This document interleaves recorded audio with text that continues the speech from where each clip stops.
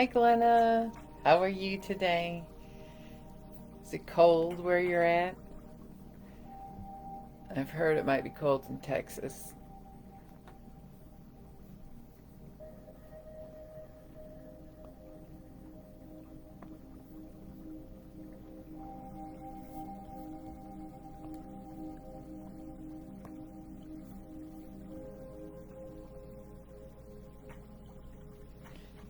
It's cool here. Let's see. I'll get the official temperature.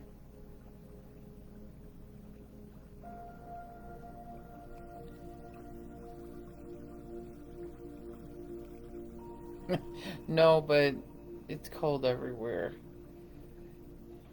We didn't get the snow. We went south of us, but it's windy and the house is cold.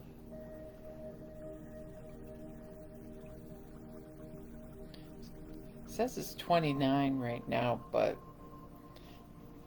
it feels much colder. It was below zero earlier this week, but my family south got that heavy snow. 57, yeah, that's not a bad temp, but it is chilly. It's chilly. You have to have a coat.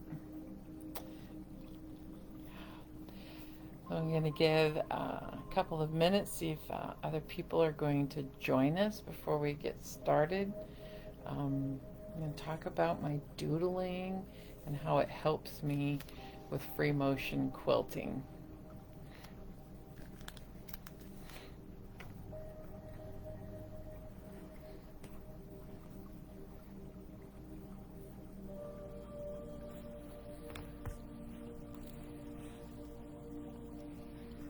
Let's see.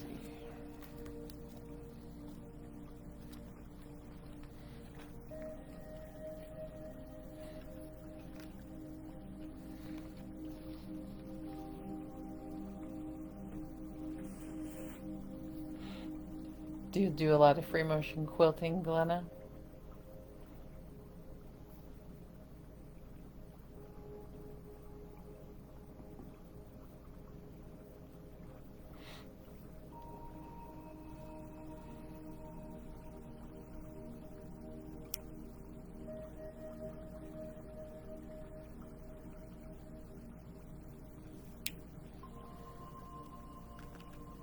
Yeah, that's all I do too.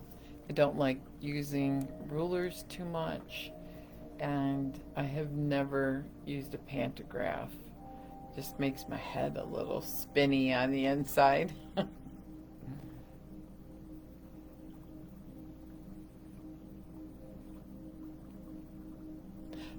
I don't have a computer either, and I kind of like it that way. This feels like so much of my life is on a computer. I want quilting to be fun, and I like the free motion part. That's my favorite part of quilting. It's the free motion.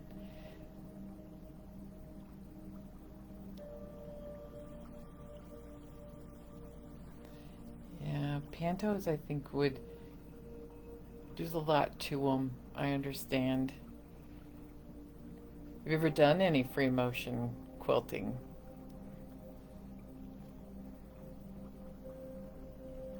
I mean, Zentangle. That's what I meant to say, or doodling.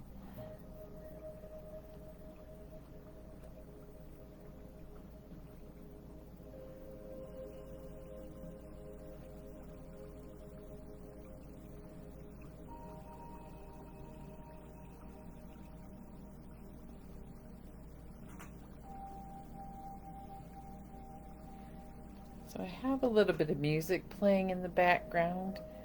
Um, I like to start by setting a calming environment when I sit down to do this as a kind of help me relax and kind of get my mind in the right space, but it also helps me get inspired with some ideas for free motion quilting. Hello, Belle. Belle's in Tennessee. I hope that you're keeping warm and toasty today. And We're going to talk about doodling and why I like Zentangle is a practice for doodling, but it's kind of also a relaxation practice. And I am not a certified Zentangle teacher, but I'm going to just show you kind of how I got started with this doodling. And to get the full Zentangle experience, I would encourage you to find a class when we can safely gather together, or if the pandemic is not going gangbusters in your area. It's going gangbusters in my area. And in fact, I feel like I'm getting exposed to COVID almost every day. And so I'm kind of being careful about where I go still. So I wanted to talk about Zentangle as a practice. So let's start there.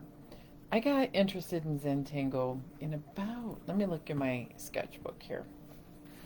I saw it online on Pinterest in 2012.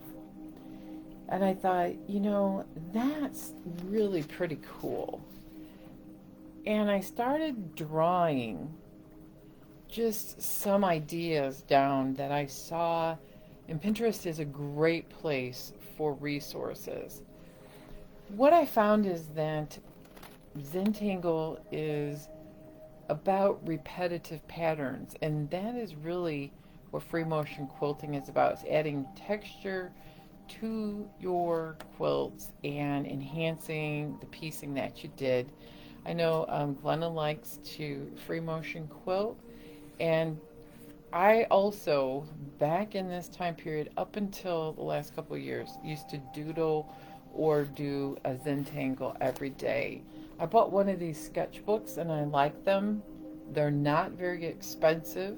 You can get them at Hobby Lobby, and they're a great place to practice. And then when you want to do something more special, you can buy tiles. Now this is a fancy Zentangle tile, and it came from, I bought a packet of them, and it's very, very nice Italian paper, and it's super cool. But you don't have to start here. I just will tell you that I like paper with texture in it, and I believe this is might be a sketch, I can't remember what it is. Might be watercolor paper, but it's a heavy paper with some texture in my sketchbook. So I'm going to turn the camera down a little bit, but here is what's called a artist trading card, and they're very cool. And I got this, it's from Bristol at Hobby Lobby. It's the perfect weight. It is 100 pounds. So if you can get a paper that's about 100 pounds, this is very smooth, so you have to know that it's a little bit different. But this fun thing about this is that it's portable. It can go places. You could even pop these little tiny, they're called bijou tiles, in your purse. Or you can get a little book. So I'm going to turn the camera down so you can see what I'm doing. I'm going to start with showing you where I would start as a beginner in getting a few ideas down on paper and to practice. So here we go. If you get vertigo, you might want to close your eyes for a couple seconds.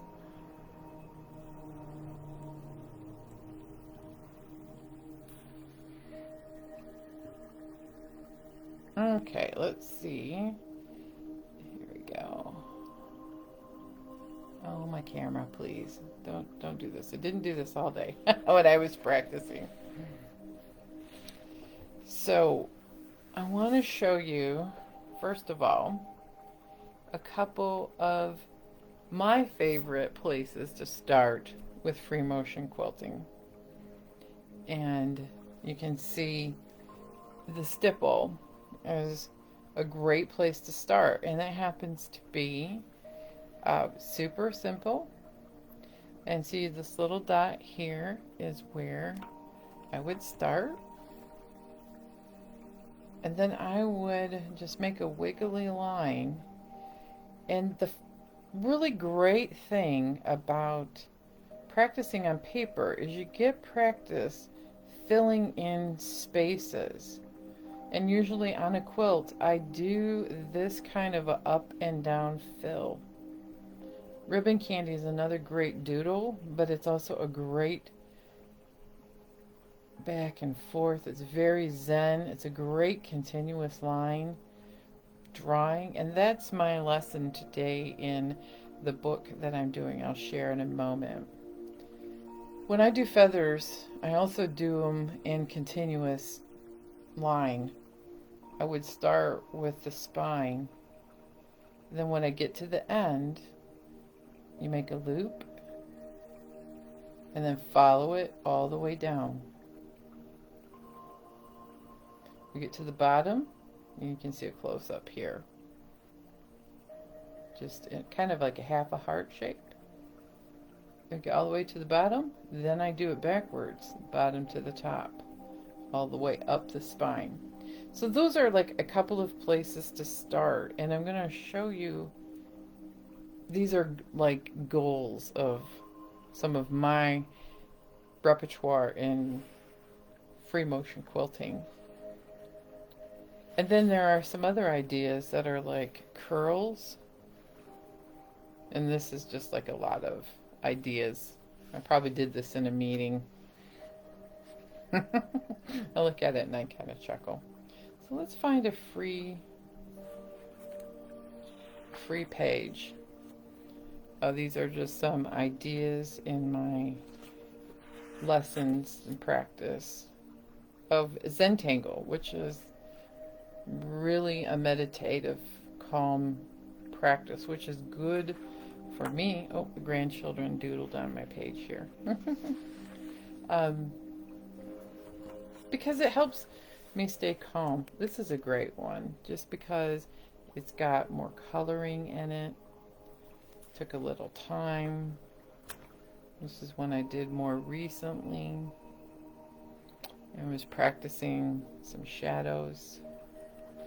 And this is the most recent one. You can see of the last three, I kind of feel like I'm getting back into practice and figuring out some more advanced things like shading and shapes, trying to give some of these drawings dimension.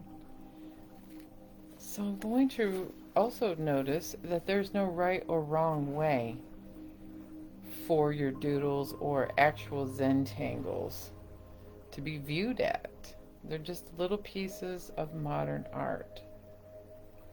So I'm going to show you a couple books. So one of the first books that I have purchased, that I'm doing right now, is One Zentangle a Day. It's a 6-week course in creative drawing for relaxation, inspiration, and fun. This is a great book. It's one of my favorites. And today is continuous line drawing lesson that I read. And I thought I would share with you, because these are kind of like stipples where you start. And some of these are like pieces of feathers. Every Zentangle pattern has an actual name, but I'm not as worried about the names. I can't remember that kind of stuff. And this reminds me of pebbling that we do a lot when we do free motion quilting. Hello, Leah. You're snowing in British Columbia. Oh, I hope that the roads are good when you drive those kids to work. So this is a great book for deep dive. Now, this book here is by Bonnie Browning, who is, I think, the president of American Quilter Society. She is a CZT, which means she's a certified Zentangle teacher. And you can see how she takes her Zentangle practice, and this book is great because it has a section where it shows you different Zentangles, but then I'm going to go flip the page back here. Here are some great Zentangles that she's showing how you could do them as continuous lines for quilts. And this is some of my favorites, this whole page. So this is a great book. And she even has an example of one of her quilts that you can't tell probably on the camera, but how she did her free motion quilting using Zentangle ideas. And here is an actual, she, I think, drew this or printed it out, printable fabric. And then she did the Zentangle inspired quilting. Bonnie's a fabulous quilter, and she uses this a lot because it helps you relax. Now, here's the last book I own, and you can get these books at the library. These are fun, inspiring drawings um, for meditative artists. And this is super duper because this kind of book, I haven't had the heart to draw in it yet, but it has spaces to practice. And they give you some different ideas, like getting shapes and filling in animals, which is another thing I like to do. So, where do we begin? First of all, I have some great music. I like to listen to real quiet, electronic, meditative music. And take a few deep breaths. I'm trying to calm down. I'm going to take this tile because I like the size, instead of filling up this whole page. And I'm going to take my pen. I like using micron pens. They're special. You can buy a collection of them that has different size tips, and you can see that in this drawing. I usually draw with a 1 or a 5, and I color in with the heavier nibs for background colors that you need to color a lot of black ink. So I'm just kind of loosely going to do borders, and I like them kind of squiggly. It makes for a pretty interesting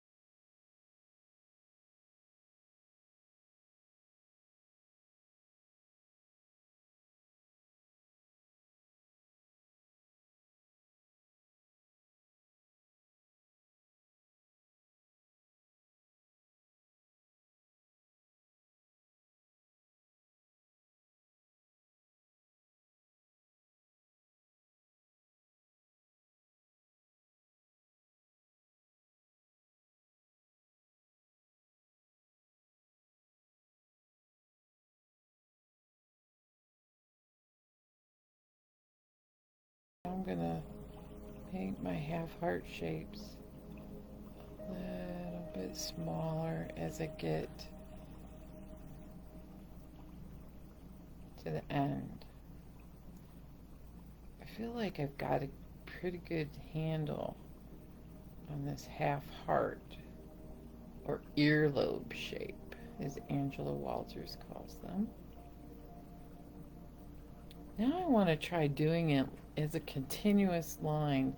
This helps with muscle memory as I'm learning and remembering how to do this as if I were running my long arm.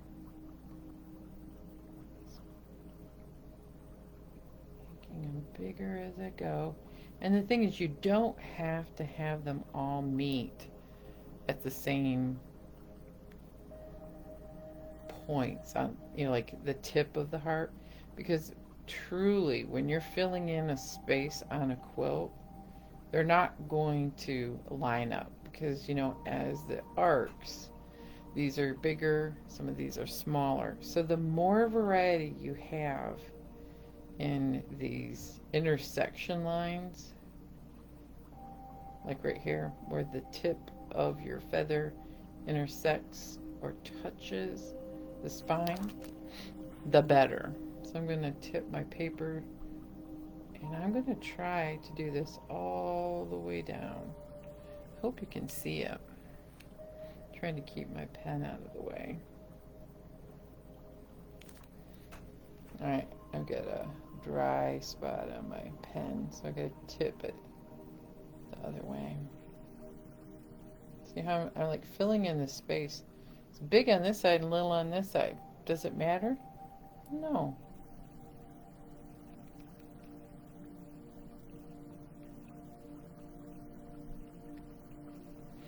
Now, I think I want to add a vein to each petal and make it like a leaf. If I were quilting this, I would do it in one continuous motion all the way up and down the spine.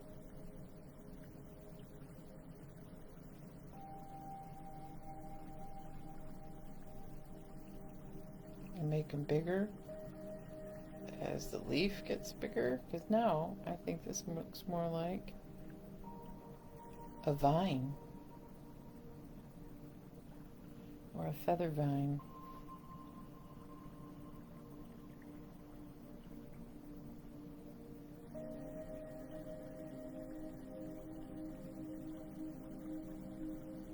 Remember, there are no mistakes.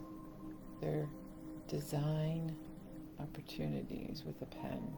Like that one didn't quite come down. That's okay. Just fill in the gap.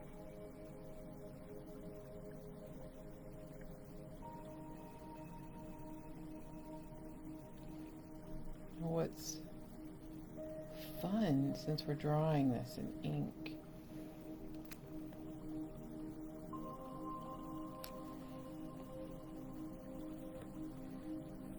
let me lift it up here, is we can add embellishments that maybe we wouldn't really do in quilting.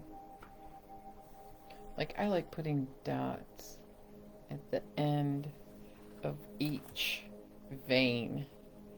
Just gives it a little almost sparkle-like look. So I'm going to do that all the way down.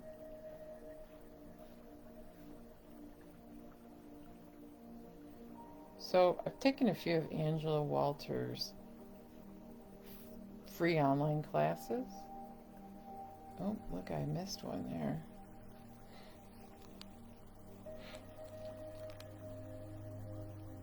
And if you want to emphasize something, she says you need to echo it. And the more you echo it, the more emphasis is put on it. Now here, we can echo. This is something we would do in free motion quilting. But in doodling or in Zentangle, they call this drawing auras around. And I'm just going to go, even if this goes off the page, I'm going to end it there and pick it up. You know, you pretend that it goes off the border like that, and then I'll pick it up. And I'm going to sneak a little one down there. You know what? I think this needs more emphasis. Let's do it again.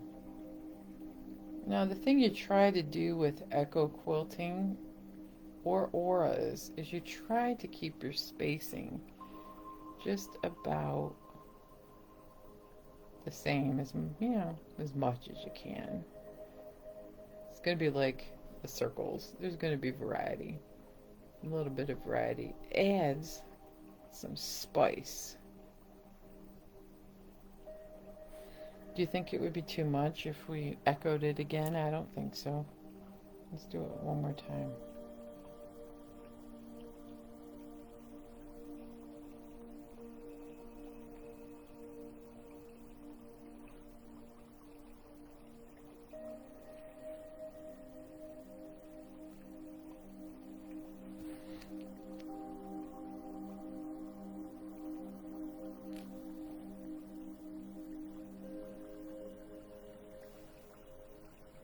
I like that. I like it a lot.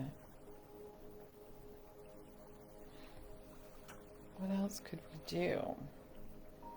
Well, remember continuous line in the lesson this week where it was like a stipple. They call it a maze. Ba-da-da. Right here. And it's really kind of like a stipple. Oh, I can't get it very good on there. And we did the feather-like shape, which is flux. And muka, I like because muka is kind of where I got the idea from my style of swirls. And what I like about this is that it did our little pebbles. So using the inspiration from today's lesson, I'm going to do the stipple, and then I'm going to draw some muka. And here's how the author of the book combined all of these different elements into her tile. She's like, also remember, dense patterns go to the background, and that's something Angela Walters said. Looser quilting comes to the foreground. So heavily quilted stuff is like drawing heavily inked stuff. It goes to the background. So let's try it. Let's see what we can come up with here. Let's do the muka. I think the muka should be in this little space here. And this pencil line is here. It was just kind of some ideas for making different zones. We can just ignore it. Now the muka comes up and around, and you're like making a really big comma. Now see how I made the curl?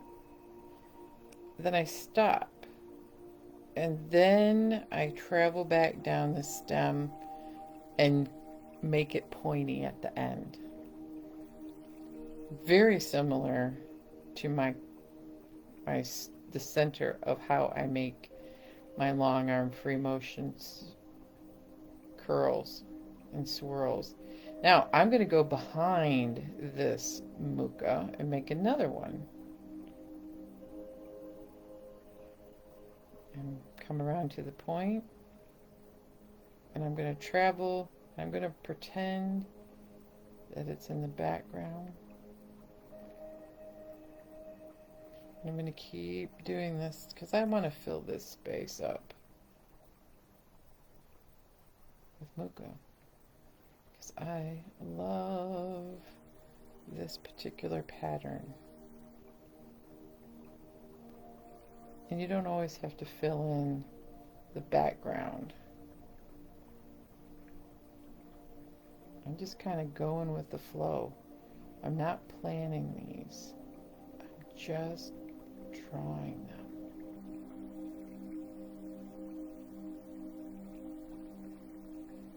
Letting my pen kind of be the inspiration. Let the background music just kind of help me stay calm, keep relaxed, and make my pen not get all too crazy. I speed when I quilt, and I have to be very cognizant of going too fast, just like how you can do that when you're drawing. Well, let me bring this up. Can you see those mucas? So, I want to do a maze in all the rest of this spot, which is like a stipple. So, has anybody else here, I know Glenna told me she's done doodling, but has anybody else done Zentangle or done doodles before? Now, what I'm going to do here is just like I would on a quilt. I'm going to do a maze. I'm going to keep it kind of big, but it's really like a stipple. Just fill in the space and trying to do it as like as much continuous line, because this is how I would do a stipple.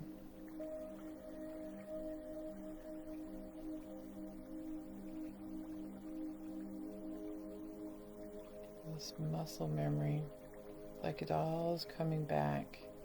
I haven't done this kind of drawing or quilting in a long time.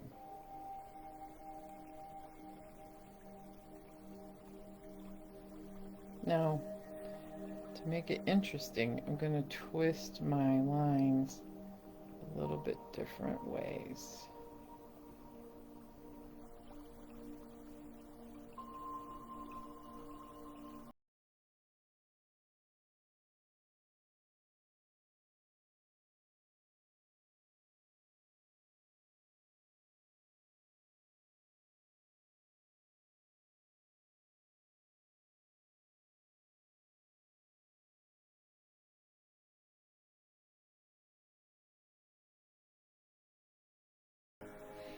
Now I have the luxury of being able to turn my page. You can't turn your quilts easily on a long arm frame. You can if you're doing it on a sit down machine. Now this is going to be interesting, like how am I going to echo this without getting too close? Well, I'm going to turn it back and pretend it's going behind my circle of bubbles.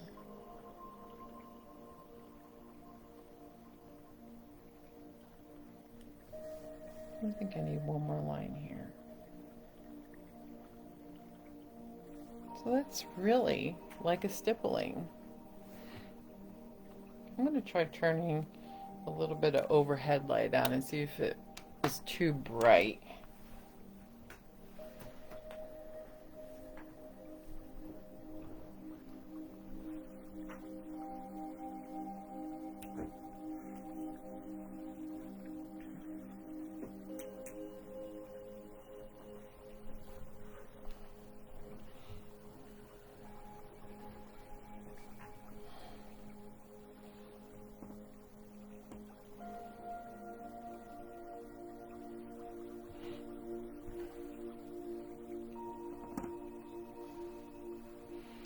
So we have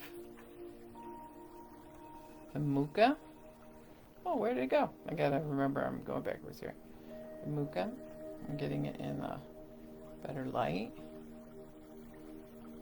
I did this feather with echoing. And then I did like a crazy stipple with this bubble pattern. So, something that we can do while we're drawing is take our pencil and do a little bit of shading. Now, I am no artist and no shading expert, but this is why I'm practicing. There's this little thing called a stump, and I don't know how to pronounce it, but I think it's called a tortillon, or tortillon, tortillon, that you can use to rub the graphite from your pencil. So if you go around the circles in a shading to give it three-dimension, like it's a bubble coming up off the page, maybe that will define my zone. And I'm using the stump.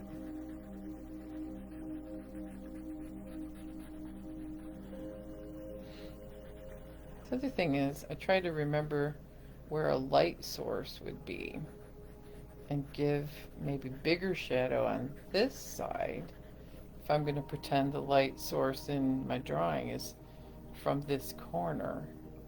So the shadows will come down here. Something that we could do to define our feathers is we could do a little bit of more pencil down the spine, and we'll darken it.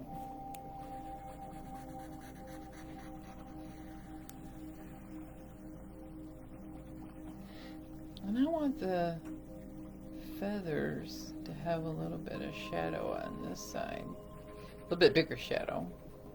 And sometimes you can rub your stump and your pencil versus, putting it directly on the page.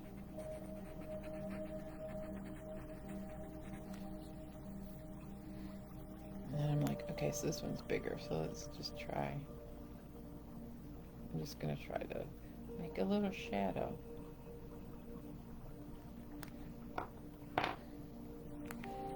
Now, you could spend hours doing one little practice tile, but you're not supposed to, right? We're supposed to rein ourselves in and keep it at about 20-30 minutes, wherever much time you have.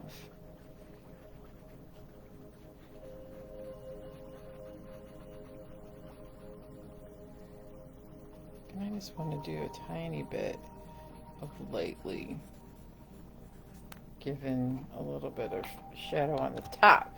Not much, just enough to try to make it look a teeny bit dimensional, but not like it's casting a shadow like on that side. Kind of round the ends of the big fat ones, maybe they'll look more dimensional. I don't know. Remember, there's no right or wrong in this, because this is just a design opportunity, because I don't really know what I'm doing when it comes to shading.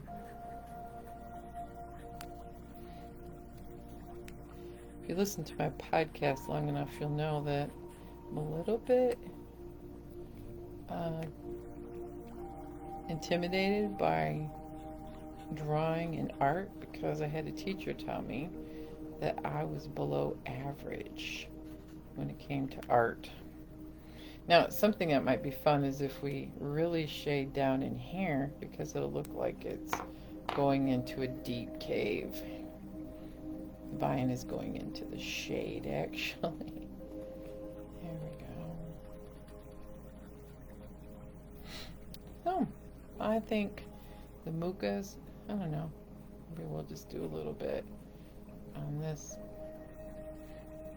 to make it look like they're casting a shadow from the light source over in this corner. I don't know. I'm using my imagination here, peeps. Peeps, I don't know. I got a C- in art. But I don't care, because This is what helps me relax and prepare for my free motion quilting. Helps me stay inspired. Alright. Now you're always supposed to sign and date your art. You might want to come back and remember when you did it. 1/20, what is today? 1/8. I've almost put 22. 1/8. 2022. And my initials. There we go. No right or wrong way to look at this tile. Thank you, Marsha.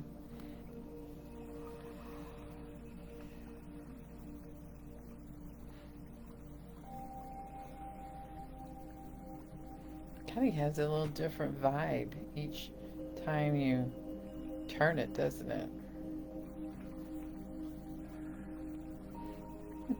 I like that.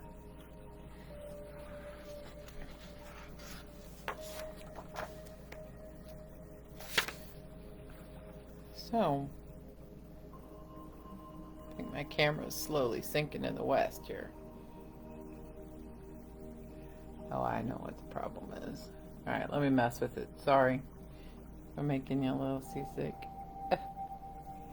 Okay, I think it'll be fun to try to do a couple of just continuous line things like I would say on a border of a quilt. And I do this quite a bit, and you don't need to have it be, it's great to not have lines or a grid because it's good practice. Is I want to bring this forward, and I'm just going to work on making a ribbon candy, which is nothing but a series of, it's almost like making figure eights, only they don't cross like an 8. And what I'm trying to do is not overlap. For this particular one, I don't want to overlap any lines, and I don't want to leave a big gap. This is a really fun texture stitch that you can add to borders. Now these are pretty straight, but look at how fun it is if you can get them like a bubble shape.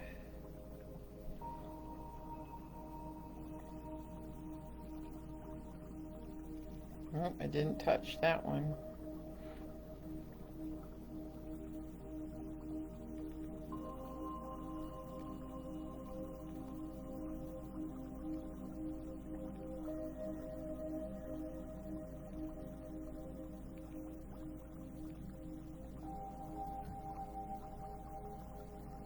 Like I said, this is not about speed.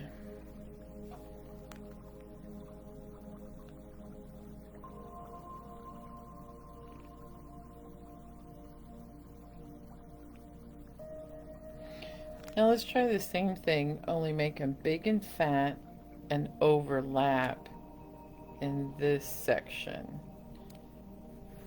Some people have heard this called like loopy crazy eights.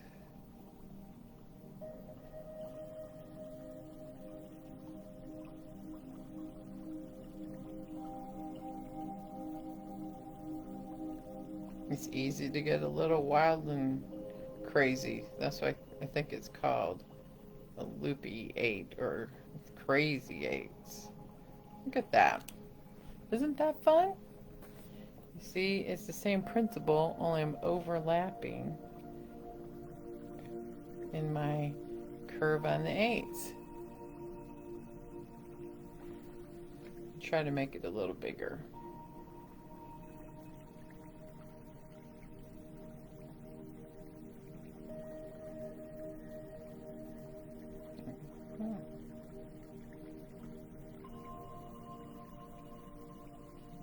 Actually, this is like super relaxing to do these.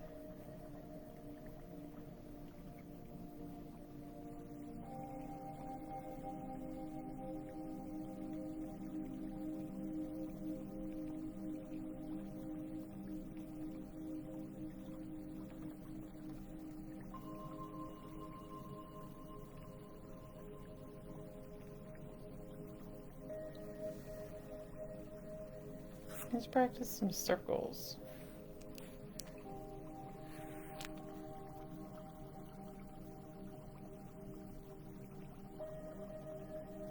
If you were going to do a pebbling, you would do a continuous line. Bigger circles and littler circles. And the more practice you get with this, when you go around it more than once, it's called rounding in Zentangle. And sometimes you're gonna overlap a little, you can't help it. But you want to try to fill in your spaces, kind of like you would on a quilt.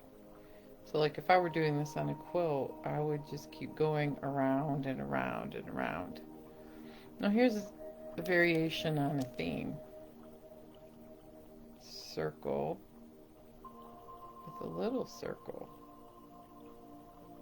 Circle with a little circle.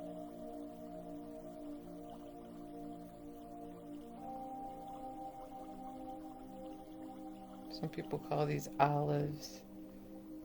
And I tried to doing it with a little circle in the middle and the big circle on the outside. I don't like those as much. I like them, oops, I'm rounding. And remember, the more you go around, same with thread as you would with pen, if I were to go around the circle more, it'll emphasize it.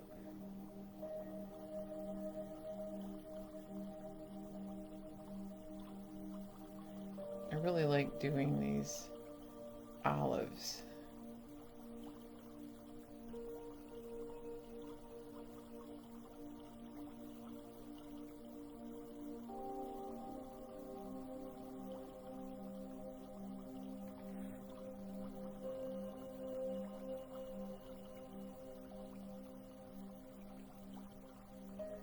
And sometimes I'm going to fill the gap with a couple pebbles.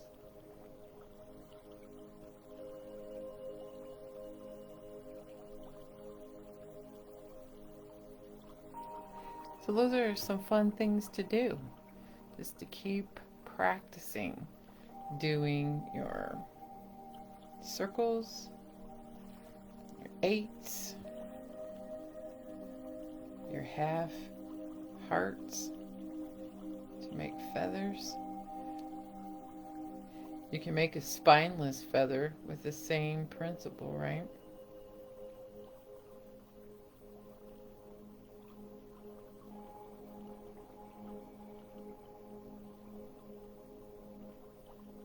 Let your imagination just run wild.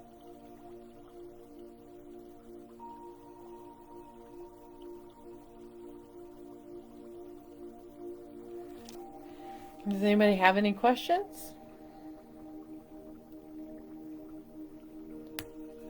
These are great meeting survival kits. If you have to go to a meeting, take your portable, all you need is a pen, some paper, maybe sneak a few of the little tiles with you. I sat next to a CEO of our company with this sketchbook and did sketches. You can take your artist trading cards, or you can be like me and I splurged, and I'm still hoarding some of these gorgeous papers from the Zentangle company. Yes, zentangle.com. They have their own company.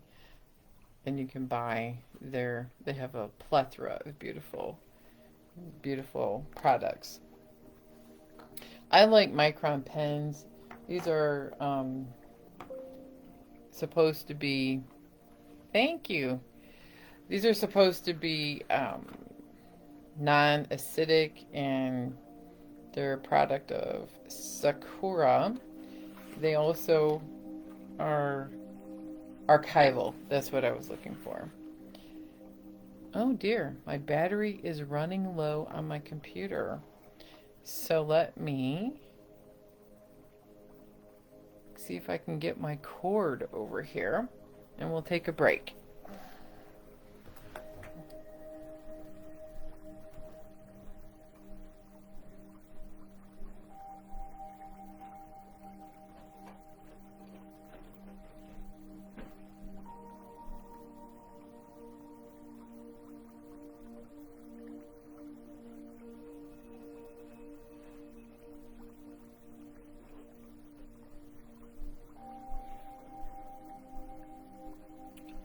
my bad. I thought I had the computer plugged in, but I didn't.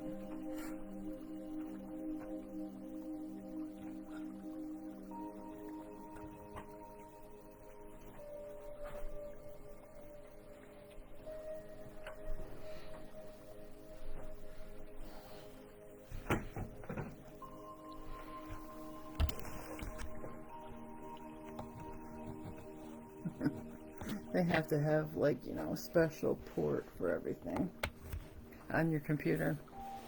There we go.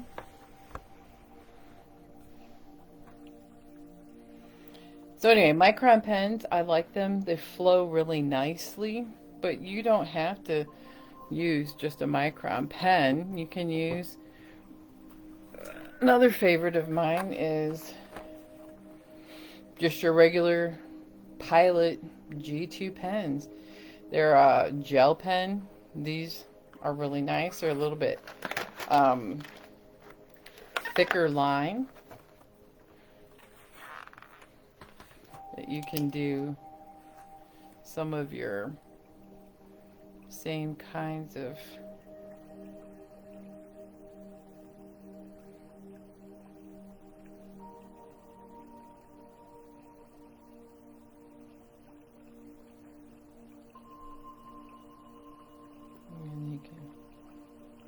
practice your muka style curve around, stop, and then oops, I lost my space, but there we go. Now I could even salvage this by echoing it and making just some fun abstract things.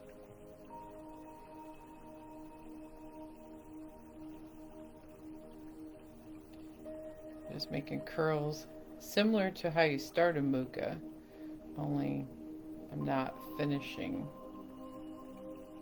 the inner line that makes it like a plant. I always think this looks like a plant. So I wanted to show you how I kind of like develop my own type of swirl, and I'm gonna turn this around. Everybody's swirl is kind of like a fingerprint, right? When I come around, I usually stop and then come around again, like a muka.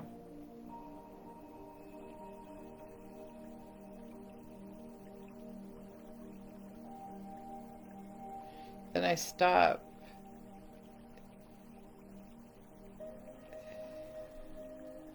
and change direction at the end of the swirl. And how I arrived at this was tons and tons of just practicing it over and over and over until you get almost like you just get the flow of your brain just kind of is free enough that you can do it without thinking. But the muka was the big inspiration for how I do my swirls. Now, when you were to translate this to a quilt versus doing it on a page, come around,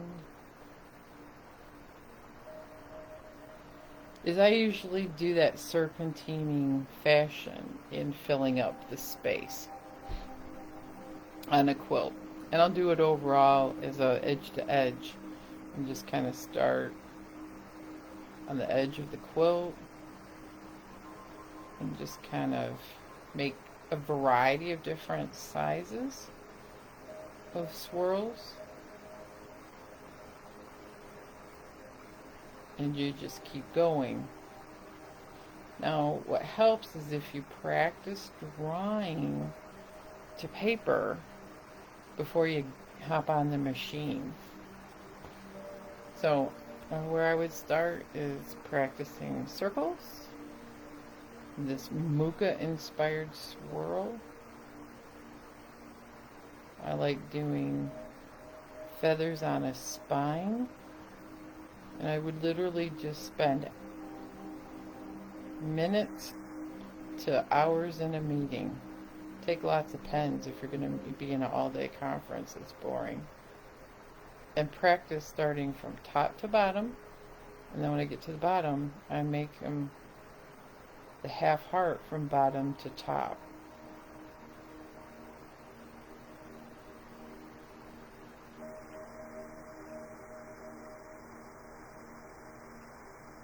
Then sometimes if I want to be fancy, I'll come down through the spine and draw a vein in the feather. Then you can get fancy and echo.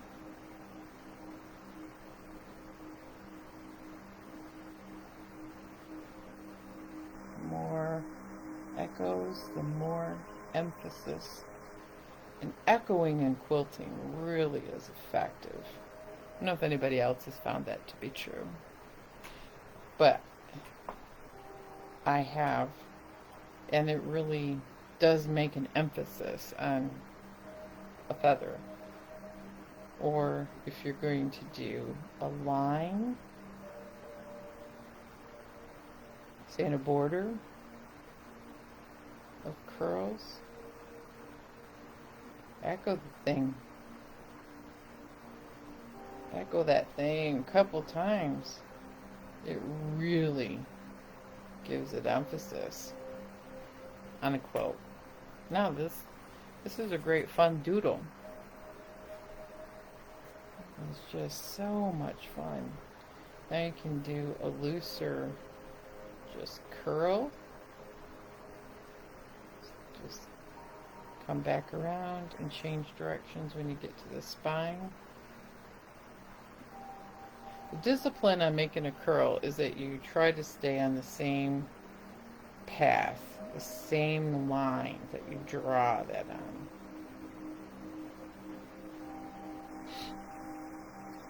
Swirls and curls are different to me.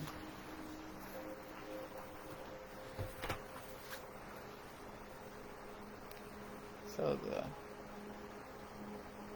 this particular one is the Pilot G2 gel pen. This is kind of like my everyday work pen. It's not necessarily archival, but it is a nice thick pen. It's got the comfort grip.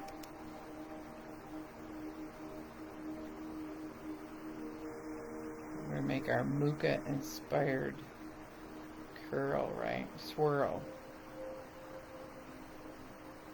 That's kind of my swirl. But a curl is much looser. Right? You come around kind of like a tendril on a plant.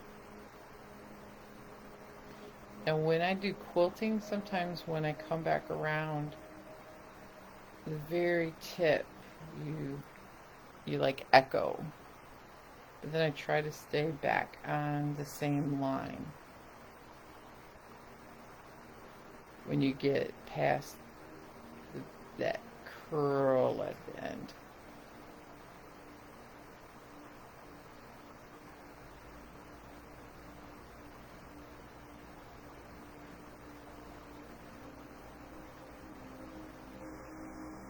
I've done this as an all over on a quilt. Of course, obviously much bigger. And you vary the size and vary if you're going to have a closed end or an echoed end. And you can fill in a whole quilt like that, or a whole space on a quilt. So, thank you, Angel. It does have its moment of being so yummy and get in the zone, and I could just like do this and dream for a long time. So, any questions, feel free to type them in, because I'm probably going to do a recap here and show you where I get some, some books that I've purchased and books that I like, as well as the utensils that I'm using. So this one is a heavier pen, everyday non-archival pen, just for nice everyday practice. I like the gel pens. And that's what this is, a rollerball gel pen. You know, if you have a pencil, even if it's an old decrepit bit up pencil like this, it has an eraser, but we don't use erasers in Zentangle or Zen Doodle. There's a paper stump. You can get these at any art supply section of a craft or art store. They're very inexpensive. One of my favorite pens is this archival ink micron. Use ones a lot. 0.5 is a very fine tip for small things, but then you can use the, I'm getting a thicker one out, like this 10 micron 10. It's a real fat end, but say you want to color in a large space, you can do that. So I like to have a collection of these pens. So you want to color this whole thing in, make this whole curl inked up.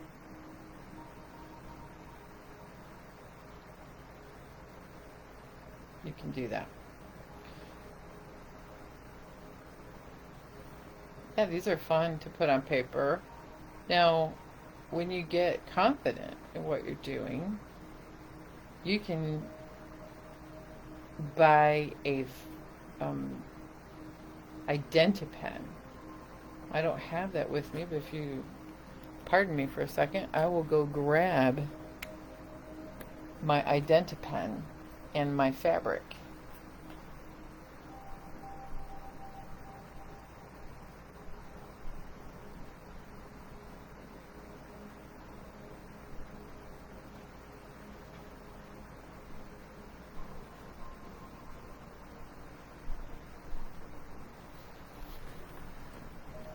Oh, I hit the camera after work so hard. Identi-pens are permanent ink. It's an indelible marker that you can put on fabric and other types of surfaces. This is the pen I use when I doodle on your craft pumpkins. I also used it in this project, which is I did a feather style Zentangle where each leaf I did a different pattern using the Identi-pen. Now it's got a fine tip and it's got the chunky tip. If I wanted to color in certain areas, I could do that. Like this dot right here should be colored in. How about this one? Yeah. And I haven't washed this, you know, it's a cover on my journal, but Identi-pens, they're really not very expensive. And I like the dual tips. So, I like the heavy paper, 100 pounds, I think.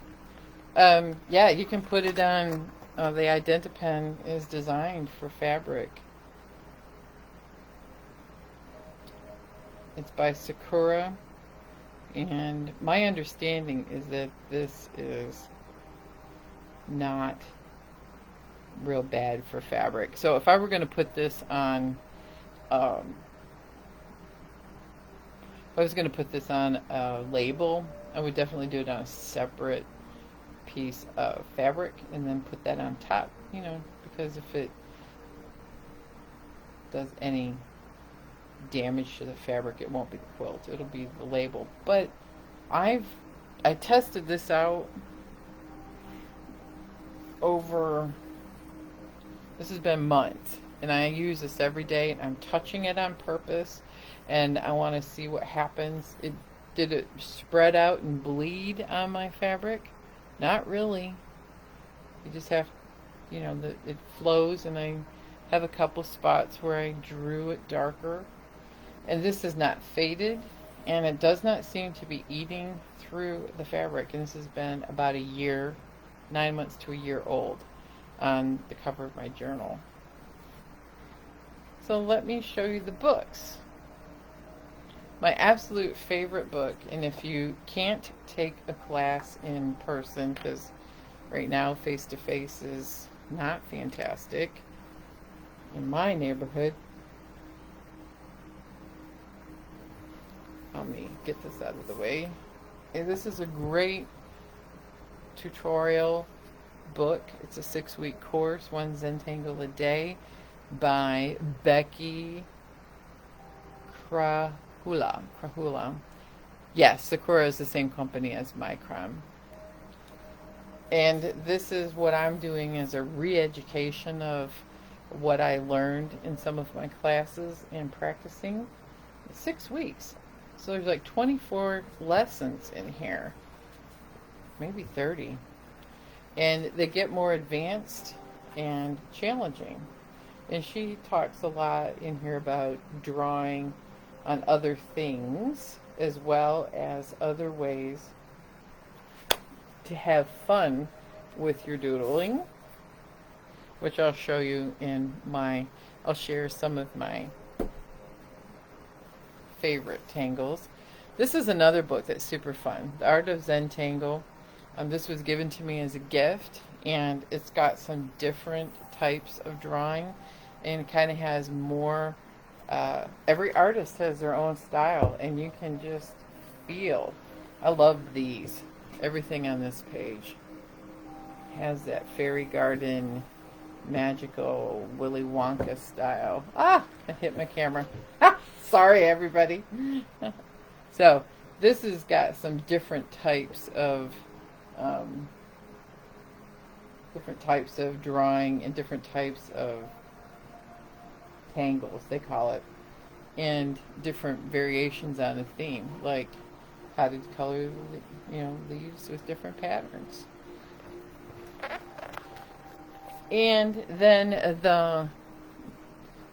this other book is a book by Bonnie Browning, who is a certified Zentangle teacher, but she's also a very good quilter. And this book is, you can tell, is AQS Publishing, and she is, I think, president still, or she was at one time. So she has lots of ideas on actually how to do step outs and how to draw, like 1, 2, 3, how to draw your tangles, but she gives you lots of ideas. And I have several books that have free motion quilting ideas in it.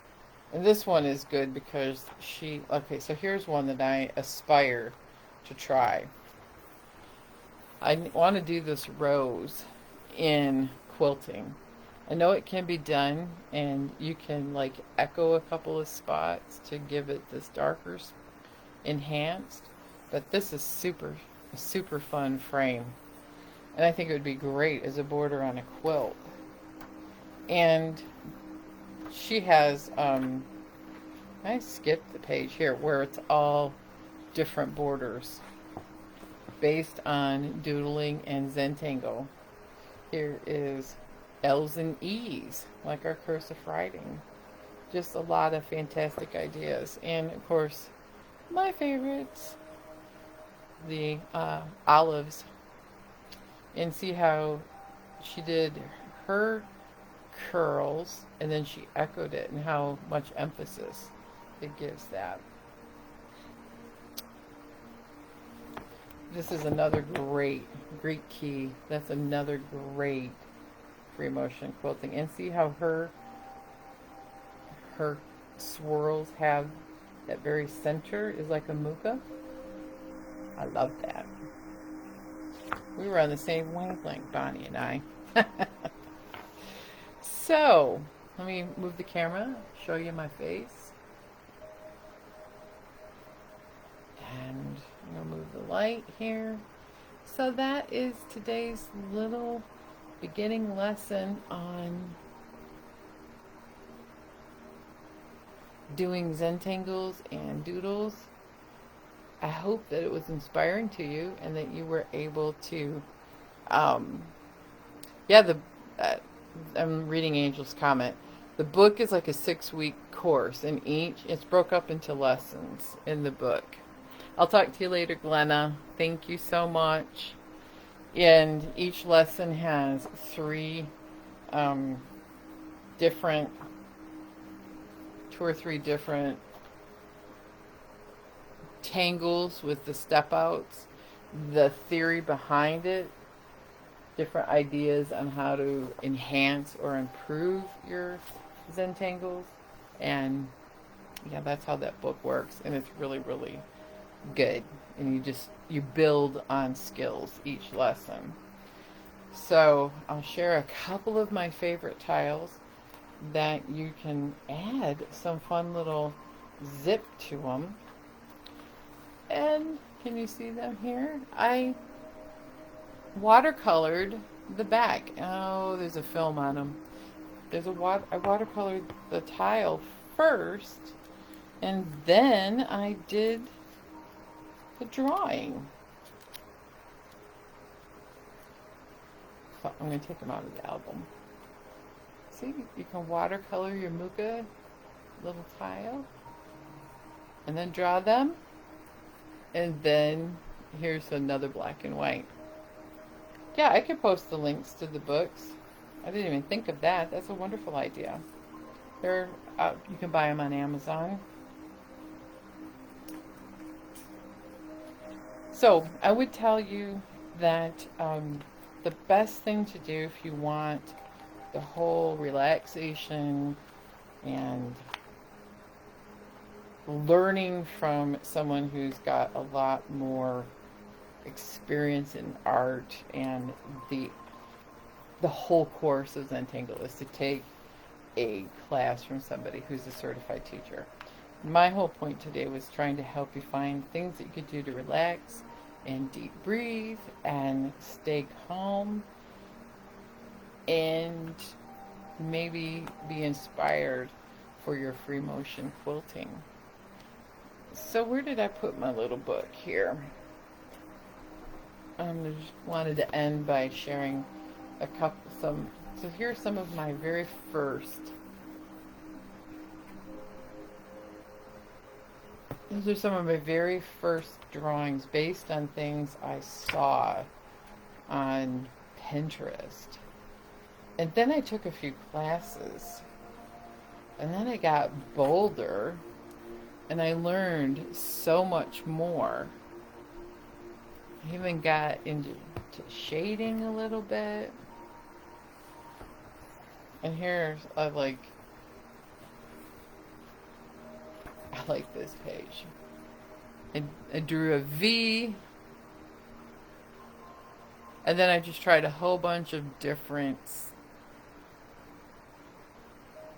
tangles and colors. And yeah, so those are some of my favorites.